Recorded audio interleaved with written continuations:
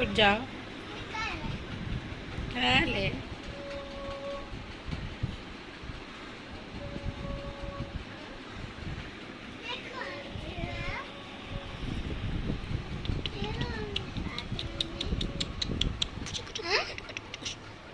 कहाँ बेटा,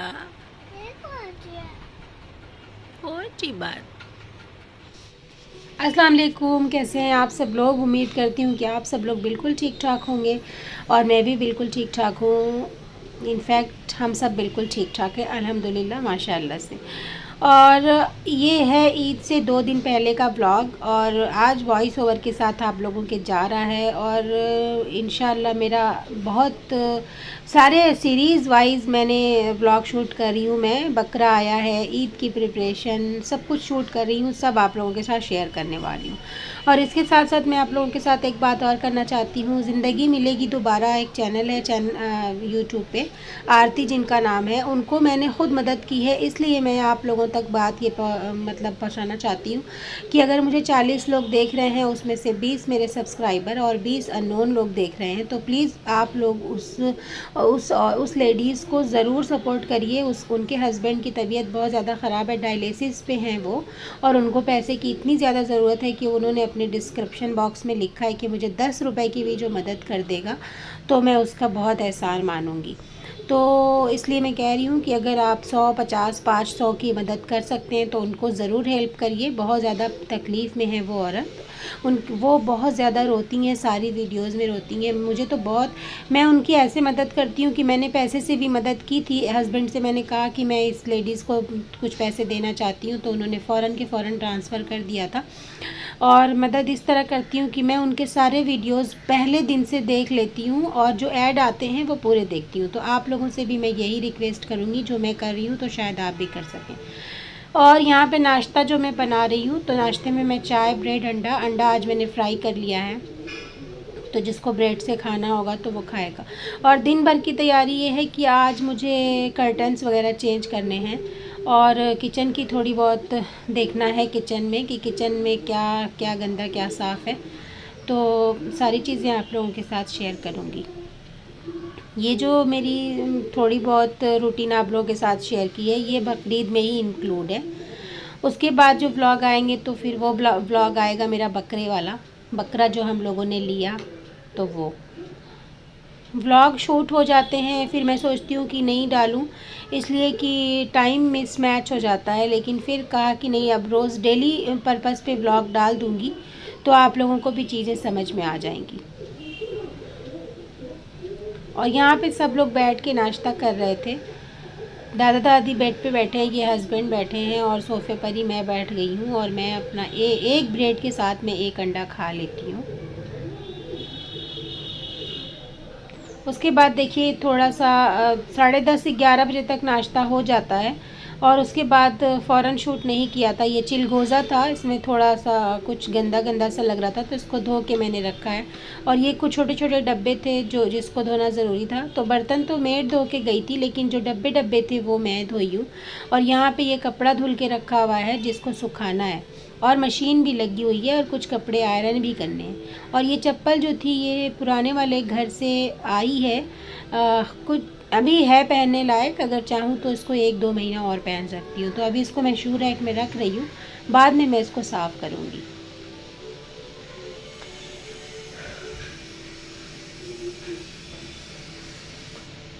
ये मेरी चप्पल बहुत पुरानी हो गई है, 4 साल 5 साल हो गया है, लेकिन मैं चप्पल माशाल्लाह से मेरे पास ज़्यादा है और नंबर भी कम आते हैं चप्पलों के।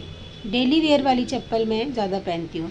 ये वो सब कपड़े हैं जो पहले धोए थे और वो सूखे हुए हैं, तो इसको मैं आयरन करूँगी। इसमें मेरे और मेरे दोनों बच्चों के कपड़े हैं, और हस्बैंड का और दादा दादी का कपड़ा जो है मैं धोबी को दे देती हूँ, मतलब इस्त्री वाले को, तो वहाँ से वो करके आ जाता है। इतना ज़्यादा कपड़ा मैं अकेले कैसे प्रेस करूँगी। और ये वो सब कपड़े हैं जो कपड़े धुले हुए हैं, अभी इसको सुखाना है। लेकिन बारिश इतनी ज़्यादा हो रही है कि कपड़े सुखाने की जगह नहीं है, थोड़ा सूखता है तो फिर थोड़ा मैं डालती हूँ। और अब जा रही हूँ मैं हॉल में, और हॉल का मुझे ये कर्टन चेंज करना है। ये कर्टन मेरा बिल्कुल न्यू था, लेकिन जब हम लोग इस घर में शिफ्ट हुए तो उस वक्त यहाँ पे कर्टन लगाना बहुत ज़रूरी था।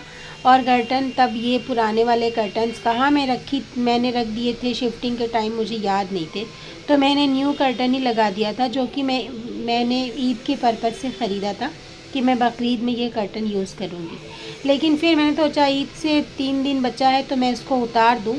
अगर चादर में जो ब्लू कर्टन मैं लगा रही हूँ, अगर जो ईद की चादर से मैच हो गया तो फिर मैं वही कर्टन रहने दूँगी, और अगर नहीं मैच हुआ तो फिर मैं दोबारा से ब्राउन वाले कर्टन लगा दूँगी। लेकिन ये मेरा कर्टन बहुत ज़्यादा पुराना है, मतलब 7 साल पुराना है, तो इसमें थोड़े जो ब्लू वाला कर्टन आप देख रहे होंगे तो उसमें नीचे एक छोटा सा होल है, लेकिन कोई बात नहीं है, वो मैं थोड़ा सा ऐसे समेट दूंगी तो वो जो दाग है वो छुप जाएगा, क्योंकि चाँद में भी दाग होता है। और इस तरीके से मैं कर्टन चेंज कर दूंगी। वैसे मैं जो चादर ईद में बिछाने वाली हूँ तो उसका भी कुछ कलर इसी तरीके का है, तो मैं रहने दूँ। पुराना तो है कर्टन, लेकिन इसकी शाइनिंग वगैरह गई नहीं है। और आज मैं हॉल का ये सब मैं कर दे रही हूँ, तो जो थोड़े मोड़े काम रहेंगे वो चाँद रात, मतलब बकरीद वाले दिन चाँद रात को ही मतलब कर दूँगी, जो भी काम रहेंगे सारी सफाई वफाई।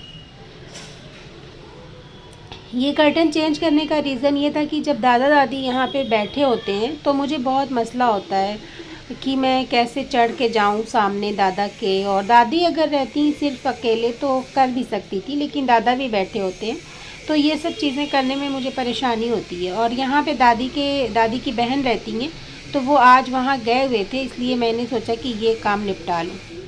और अभी ये दरवाज़े का भी कर्टन धोना है मुझे निकाल कर, तो इसको मैं दिखा रही थी आप लोगों को। और ये सारे वो डब्बे हैं जो दिखा रही थी। उसके बाद अब मैं आई हूँ कमरे में कि अब मैंने सोचा हाथों हाथ में इस कपड़े को भी आयरन कर दूँ।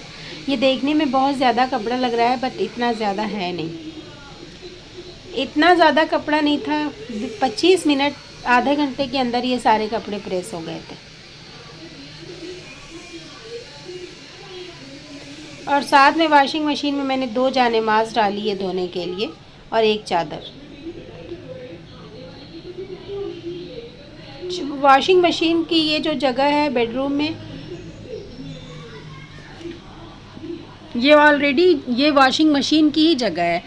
मैंने सोचा था कि मैं बेडरूम में वॉशिंग मशीन नहीं रखूँगी, मैं यहाँ पे फ्रीज़ रख लूँगी, क्योंकि 1 BHK फ्लैट है तो हर चीज़ एकदम एक जगह फ़िक्स है हर चीज़ की। तो फ्रीज़ की जगह जो थी वो हॉल में थी, लेकिन मैंने इनके अब्बा से कहा कि मुझे बेडरूम में ही फ्रीज़ रख लेने दीजिए, क्योंकि कभी कभी ऐसा होता है कि मेहमान आकर बैठ गए हॉल में और फ्रीज़ में से कोई सामान लेना हो तो मुश्किल होती है। लेकिन वॉशिंग मशीन के लिए यहाँ पे वो ऑटोमेटिक जो मशीन होती है उसके लिए यहाँ पे ऑलरेडी सिस्टमेटिक बना हुआ था, लेकिन मेरे पास तो सेमी वाली मशीन थी तो फिर भी मुझे यहीं पे लगाना पड़ा। और अच्छा भी है, ठीक है, मतलब हर वक्त तो कपड़े धोने नहीं रहते हैं, और सब कुछ सेट है बिल्कुल। बस आपको पानी डालना है, और पानी ड्रेन करने के लिए भी नीचे से पूरी जगह बनी हुई है। तो जैसा सिस्टम था उसी सिस्टम को मैंने फॉलो कर लिया।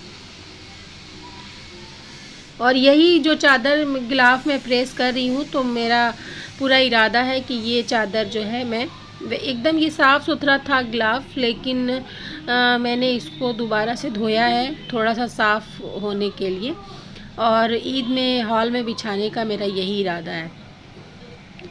तो ये थोड़ा सा जो वो कर्टन लगाया है मैंने, तो उस कर्टन से ये चादर मैच भी हो रही है। और ये चादर मेरी शादी की है, मैंने इस चादर को अपने हाथ से बनाया है, तो इसलिए मेरा दिल इस पे रहता है। मैं अक्सर ही ईद में उस घर में भी थी तो, और जब अपने ससुराल भी रहती थी तो अक्सर मैं इस चादर को बिछा देती थी। और यहाँ पे देखिए मेरे कपड़े जो थे वो आयरन हो गए थे, और ट्राईपॉड से मैंने मोबाइल निकाल दिया था। उसके बाद मैं सो गई हूँ 1 घंटा, 3:30 बजे। काम तो ख़त्म नहीं हुआ था, लेकिन हस्बैंड आए और हम लोग लंच करके तो सो गए। और फिर हम उठे, मैं उठी हूँ, हस्बैंड चले गए थे, मैं उठी हूँ, तो फिर मुझे कुछ खाने का मन कर रहा था, तो मैंने मनाइल को कहा कि जाओ बड़ा पाव लेकर आओ और मैं चाय बना लूँ थोड़ी सी। तो यहाँ पे मेरी चाय भी बन गई है, और अब वो मनाइल जब तक बड़ा पाव लेके आएगी तो मैं बॉम्बे का तो एकदम फेमस होता है, मगर मैं रोज़ नहीं खाती, मैं कभी कभी खाती हूँ। इनफैक्ट कि मेरे दादा दादी और जो मेरा छोटा वाला देवर भी आया था तो वो लोग रोज़ ही खाते थे, लेकिन मैं नहीं खाती थी। जब बहुत ज़्यादा क्रेविंग होती है तब मैं खाती हूँ। तो मैं जब सो के उठती हूँ तो मुझे पानी और चाय दोनों की तलब होती है, तो मैं पहले पानी पी लूँगी, उसके बाद तो फिर तब तक मनाहिल लेके आ जाएगी। और ये जो आप यहाँ पे मैं आप लोगों के साथ शेयर कर रही थी सुबह से जो मैंने किया उसकी रूटीन। वहाँ दरवाज़े पे आपको एक चादर दिख रही होगी, चादर वही चादर मैं सुबह में धो रही थी, तो मैं डाल दी हूँ उसको। बारिश हो रही है तो जो कपड़ा डालने वाली जगह है तो वहाँ पे कपड़ा डालना इतना मुश्किल हो गया है कि घर में जो जगह है वहाँ पर ही डाल के तो कपड़े को सुखा लेते हैं। तो वो शेयर में कर रही थी आप लोगों से कि आज मैंने क्या क्या किया है। कर्टन चेंज किए हैं, डब्बे वब्बे धोए हैं, मसाले वसाले जो थोड़े बहुत थे उन सबको अब उन डब्बों में रखा है और सब कुछ एकदम सेट कर दिया है। अब हम लोगों को कुछ भी नहीं लेना बकरीद के लिए, बकरीद में सिर्फ बकरा कटेगा और सारी चीज़ें माशाल्लाह से हो गई हैं। हाँ, तेल लेना है तो वो अब्बा लेकर आ जाएंगे, बड़ा डब्बा सफ़ोला या कुछ भी, ये सब चीज़ें। फिर उससे बकरा ही आना है और बकरे का ही सब कुछ देखना है और सारी चीज़ें हो गई हैं। उसके बाद मैं बैठी हूँ जैसे चाय वाय पी के, तो एक पार्सल रिसीव हुआ है। मैंने काजल और कॉटन पैड ऑर्डर किया था। सेल चल रही है नायका पे, तो 500 की चीज़ 300 में मिल रही थी। तो मेरे पास काजल ख़त्म हो गया था तो मैंने सोचा कि एक ऑर्डर कर देती हूँ, तो सस्ता भी था। जैसे ये काजल तो हमेशा इसका प्राइस 500 ही रहता है, लेकिन अभी मुझे 300 में मिल रहा था तो मैंने ले लिया। और ये जो कॉटन पैड था ये 160 रुपये का रहता है, लेकिन इस अभी मुझे 100 रुपीज़ शायद का पड़ गया था, इसलिए तो मुझे ये 450 में तो चीज़ें मिल गई थी, तो वो आ गया था। तो फिर उसके बाद मैं इधर उधर घूमी हूँ थोड़ा, और फिर मैंने कपड़ा निकाला है शावर लेने के लिए, तो आज मैं ये पहन रही हूँ। और फिर मैंने शावर ले लिया, उसके बाद मैं डिनर की तैयारी करूँगी। डिनर में मैं बना रही थी चिकन, क्योंकि दोपहर में भी बहुत हल्का सा खाना बना लिया था, दाल चावल अचार वचार से खा लिया था, क्योंकि काम इतना ज़्यादा था कि मैं एकदम फंस गई थी काम में, फैला के चारों तरफ काम फैला हुआ था। कपड़ा धुल रहा था, कर्टन्स चेंज किए, किचन में सब देख रही थी, तो बहुत ज़्यादा थक गई थी। खड़े खड़े तो पैर एकदम दर्द होने लगता है, लेकिन फिर भी गोश्त को निकाल के पानी वानी में डाल के रख के धो धा के मसाला वसाला पीस के प्याज काट के तो फिर मैं नहाने चली गई थी। फिर मैं नहा के आई हूँ, तो मसाले में मैंने सारा मसाला पीसा है, सारा जो भी खड़ा मसाला होता है पीस के, और गरी डालती हूँ मैं बेशक अपने मसाले में, जब भी डालूँगी लाजमी डालूँगी हर मसाले में। जो भी गोश्त और कलेजी कीमा जो भी रहता है उसमें मैं थोड़ी सी गरी ज़रूर डालती हूँ। और तो ये सब डाल के तो धनिया मिर्चा और नमक ऊपर से, और ये देखिए प्याज लाल करके गोश्त को थोड़ा सा भून लूँगी। जो मुर्गे का गोश्त होता है वो मैं तब तक धोती हूँ जब तक कि मुझे ना सेटिस्फाई मैं ना हो जाऊँ कि उसकी स्मेल धोने से ही चली गई। तो ये मसाले को मैं भून रही हूँ। ये गोश्त मैं ऐसा बना रही हूँ एकदम भुना भुना सूखा सूखा सा, जब ट्रेन में जाते हैं तो वैसा गोश्त बना के लेके जाते हैं, तो उसी तरीके का मैं बना रही थी। आज मुझे मन कर रहा था और बिल्कुल वही टेस्ट बना था, ऐसा लग रहा था कि ट्रेन में ही बैठ के खा रहे हैं।